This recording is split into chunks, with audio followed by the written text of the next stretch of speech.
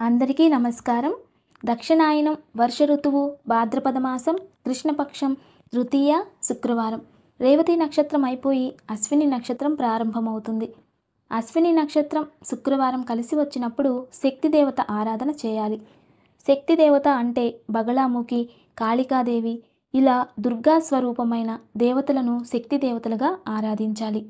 ఈరోజు మంత్రబలంలో భాగంగా అందరూ కూడా ఓం శ్రీ కాళికాదేవియై నమః, ఓం శ్రీ కాళికాదేవియై నమః, ఓం శ్రీ కాళికాదేవియై నమః అనే నామాన్ని జపించాలి.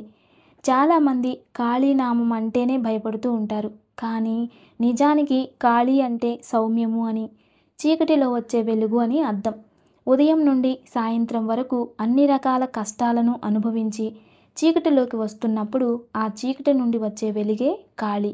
అంత గొప్పది కాళీ. అశ్విని నక్షత్రంలో కాళీదేవి నామస్మరణ చేయడం వలన సర్వం సిద్ధిస్తుంది. అనుకున్న పనులు జరుగుతాయి. ఎవరైనా మనకి చెడు చేయాలి అనుకుంటే వాళ్లే దూరం అయిపోతారు. ఇటువంటి అనుభూతి కలుగుతుంది. కాళికాదేవి నామస్మరణ చేయడం వలన జ్ఞానం ప్రాప్తిస్తుంది. అంతేకాకుండా అమ్మవారి పరిపూర్ణ అనుగ్రహం ప్రాప్తిస్తుంది. అలాగే నిప్పును చూసినప్పుడు వన్యమృగాలు ఎలాగైతే భయపడతాయో అలాగే కాళీమాత పూజ చేయడం వలన, కాళీమాత నామం జపించడం వలన, ధ్యానం చేయడం వలన శత్రువులు అంత భయపడతారు. అంటే అంతటి శక్తివంతమైన నామమే కాళీనామం. ఇక మంచి మాట, మిమ్మల్ని ఎవరైనా గౌరవిస్తున్నారు అంటే మీరు దానిని చూసి మురిసిపోకండి. మిమ్మల్ని ఒకరు గౌరవిస్తున్నారు అంటే వారిని కూడా మీరు గౌరవించాలి. ఎందుకో తెలుసా? వారు గౌరవిస్తున్నారు అంటే గౌరవించే సంస్కారం వారిలో ఉందని. అలాగే మీరు వారిని గౌరవిస్తున్నారు అంటే మీలో ఉత్తమ సంస్కారం ఉంది అని, అందుకే ఇతరులను గౌరవిస్తున్నారు అనిపిస్తుంది. అదేవిధంగా మిమ్మల్ని ఒకరు గౌరవించినప్పుడు మీరు వారికి గౌరవం ఇవ్వకపోతే మీలో సంస్కారం లేదు అని. అంటే సంస్కారం అనేది ఎంతో ముఖ్యం. ఎవరైనా మీకు నమస్కారం పెడితే ఖచ్చితంగా ప్రతి నమస్కారం ఇవ్వాలి. అలా గౌరవించాలి. ఒకరు మిమ్మల్ని గౌరవించినప్పుడు మీరు కూడా వారిని గౌరవించడం అనేది సంస్కారం. దీనిని ఒక చిన్న కథ రూపంలో తెలుసుకుందాం. అనగనగా ఒక రాజ్యం. ఆ రాజ్యంలో రాజు చాలా మంచివాడు. ప్రజలందరినీ బాగా చూసుకుంటూ, ఏ సమస్యలు లేకుండా, ఏ వృత్తుల వారికి కావలసినవి సమకూర్చుతూ, ఎలా బ్రతకాలో తెలియచేస్తూ, విద్యాభ్యాసం చేయడానికి కూడా అనుకూలమైన వాటిని ఏర్పాటు చేస్తూ, అన్ని రంగాలలో, అన్ని రంగాల కళలలో, అన్నింటిలో కూడా మన రాజ్యం అభివృద్ధి చెందాలి అనుకుంటూ, రాజ్యంలో పేదరికం అనేది ఉండకూడదని రాజ్యాన్ని చూసుకుంటూ ఉంటారు ఆ మహారాజు.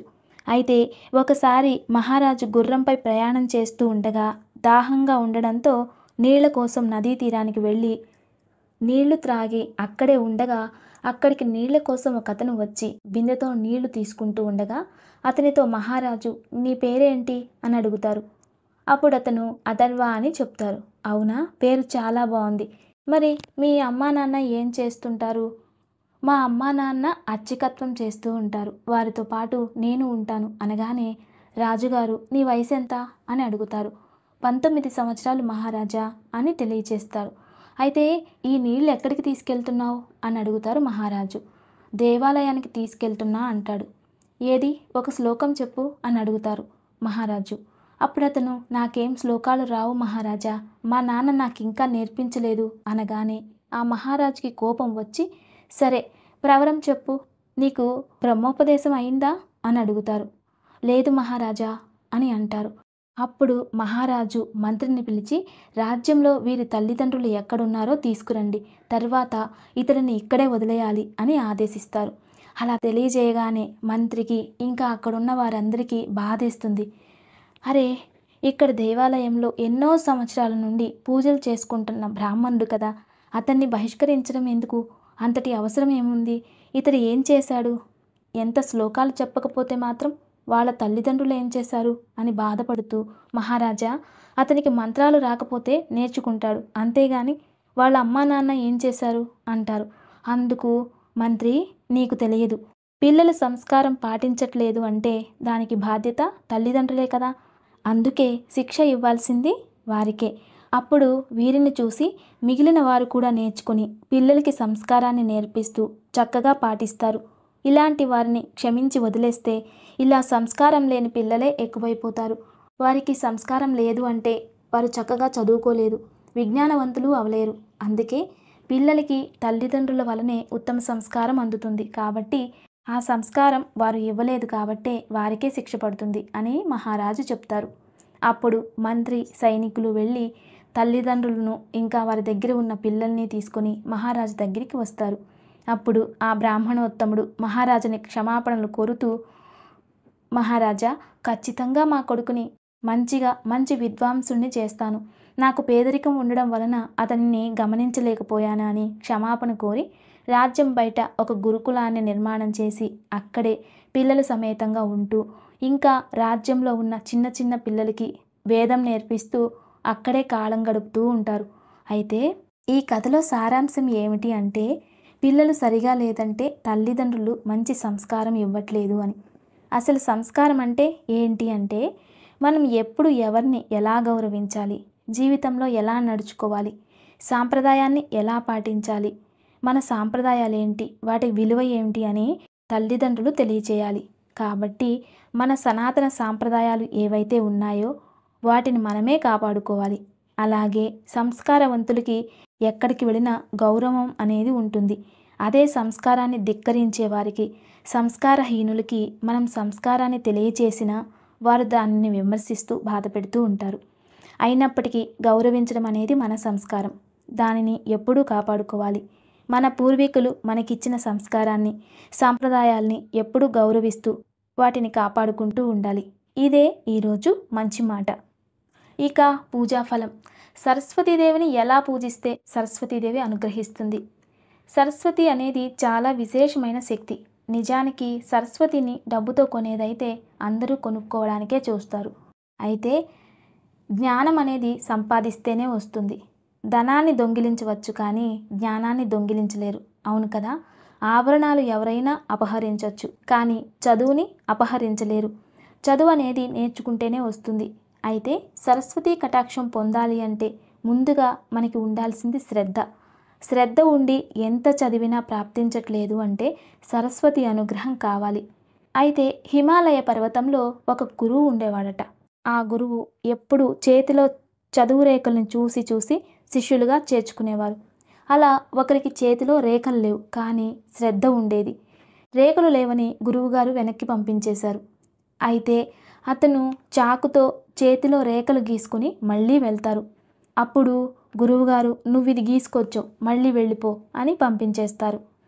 ఇక అతను చేసేదేం లేక సరే అని అదే హిమాలయాల్లో కూర్చుని రోజు సరస్వతి ధ్యానం చేశాడు. అప్పుడు అతడికి జ్ఞానం ప్రాప్తించి ఏ గురుకులంలో అయితే కాదు అన్నారో వారే ఇతని నుండి జ్ఞానాన్ని తీసుకుని పిల్లలకి బోధించే అంత మహాజ్ఞాని అయ్యాడు.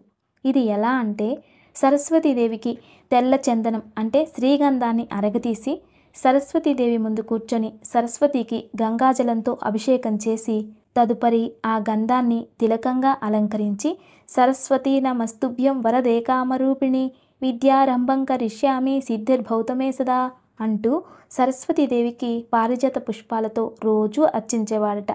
ఎన్ని పుష్పాలు దొరికితే అన్ని పుష్పాలతోనే అర్చించేవాడట. అలా సరస్వతీదేవిని పూజిస్తూ సరస్వతిపై అతను చూపిస్తున్న శ్రద్ధకి ఆ సరస్వతీదేవి అనుగ్రహంతో చదువులో అతడికి అంత ఏకాగ్రత ప్రాప్తిస్తుంది. తర్వాత అతడు ఒకసారి చూసినంతనే అన్నీ నేర్చుకునే అంత జ్ఞానం అతనికి ప్రాప్తిస్తుంది. అందుకే సరస్వతీదేవి అనుగ్రహం కావాలి అంటే స్ఫటికకు సంబంధించిన ఒక బౌల్ తీసుకుని దానిపై సరస్వతీ విగ్రహాన్ని పెట్టి రోజు పూజిస్తూ ఉంటే జ్ఞానం ప్రాప్తిస్తుంది.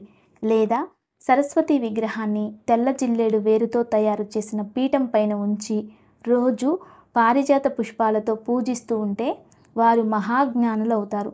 పిల్లల పేరు మీద తల్లిదండ్రులు పూజిస్తూ ఉంటే కూడా అమ్మవారి దృష్టి వారిపై ఉంటుంది. దాంతో వారిలో సంస్కారం పెరుగుతుంది. చదువుపై ఏకాగ్రత పెరిగి మంచి విద్యావంతులు అవుతారు. ఇక దివ్య పూజ. శనివారం భరణీ నక్షత్రం. భరణీ నక్షత్రాధిపతి యముడు. రేపు పితృదేవతలకి మహాలయ అమావాస్య రోజు ఆచరిస్తే ఎటువంటి పితృదేవతల అనుగ్రహం ప్రాప్తిస్తుందో మహాభరణి రోజు కూడా ఆచరించడం వలన అలాంటి ఫలితమే ఉంటుంది. ఇంట్లో ఎవరైనా అర్ధాయుష్యుతో చనిపోయి ఉంటే అలాంటి వారికి మహాభరణిలోనే పిండ ప్రదానం, తర్పణ ప్రయోగాలు చేస్తూ ఉంటారట. అయితే రేపు శనివారం కాబట్టి విష్ణు ఆలయానికి వెళ్ళి నువ్వుల నూనెతో దీపం వెలిగించి తులసికి నమస్కారం చేసుకొని రావాలి. దీనివలన పితృదేవతల ఆశీస్సులు ప్రాప్తిస్తాయి. ఇంట్లోనే ఉన్నవారు మహావిష్ణువు ముందు దీపం వెలిగించి విష్ణు సహస్రనామం పారాయణం చేసుకోవడం వలన వారికి విష్ణులోకం ప్రాప్తిస్తుంది. అంతేకాకుండా ఇంట్లో ఎవరైనా క్లిష్టమైన పరిస్థితులను ఎదుర్కొంటూ అమితమైన కష్టాలు అనుభవిస్తూ ఉన్నట్లయితే వాటి నుండి బయటపడతారు. కాబట్టి రేపు తప్పకుండా విష్ణు సహస్రనామం చదవడానికి ప్రయత్నించాలి. ఇక ఆయుక్షేమం. ఈరోజు దివ్యమైన ఆయుక్షేమం. ఈ కాలంలో ప్రత్యేకంగా స్త్రీలలో గైనిక్ సమస్యలు అనేవి ఎక్కువగా ఉంటున్నాయి. అయితే వీటన్నింటికి గొప్ప ఔషధం, ఎలాంటి ఇన్ఫెక్షన్స్ అయినా దూరం చేసే ఔషధం, ఇంకా ఋతుచక్రంలో వ్యత్యాసాలు, పీసీఓడి సమస్యలు, ఫెర్టిలిటీ సమస్యలు తగ్గుతాయి. అంత అద్భుతమైన ఔషధం మర్రి ఊడల చూర్ణం. ఇది స్త్రీలకి ఆయుర్వేద గ్రంథంలో విశేషంగా చెప్పడం జరిగింది.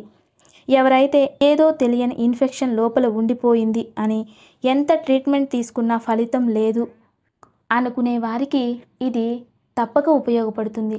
ఈ మర్రి ఊడల చూర్ణాన్ని 1 టీ స్పూన్ తీసుకుని 1 గ్లాసు నీళ్ళల్లో వేసి మరిగించి కషాయంలా తయారు చేసుకుని దాన్ని ఉదయం భోజనమైన తర్వాత సగం గ్లాసు మరియు రాత్రి భోజనమైన తర్వాత సగం గ్లాసు, ఇలా రోజుకి 2 సార్లు 4 నెలల నుండి 6 నెలల వరకు ప్రతిరోజు తీసుకోవడం వలన గైనిక్ సంబంధిత సమస్యలు తొలగిపోతాయి. ఇక దివ్యమైన యోగక్షేమం. దీర్ఘకాలిక వ్యాధుల నుండి విముక్తికై ఈరోజు సాయంత్రం మట్టి ప్రమిదల్లో అరటినార ఒత్తులు వేసి విప్ప నూనెతో పరమేశ్వరుడి ముందు దీపారాధన చేసి పూజించాలి. ఇదే దీపాన్ని మహావిష్ణువు ముందు వెలిగించి పూజిస్తే వ్యవసాయం అభివృద్ధి చెందుతుంది. నమస్తే. Thanks for watching.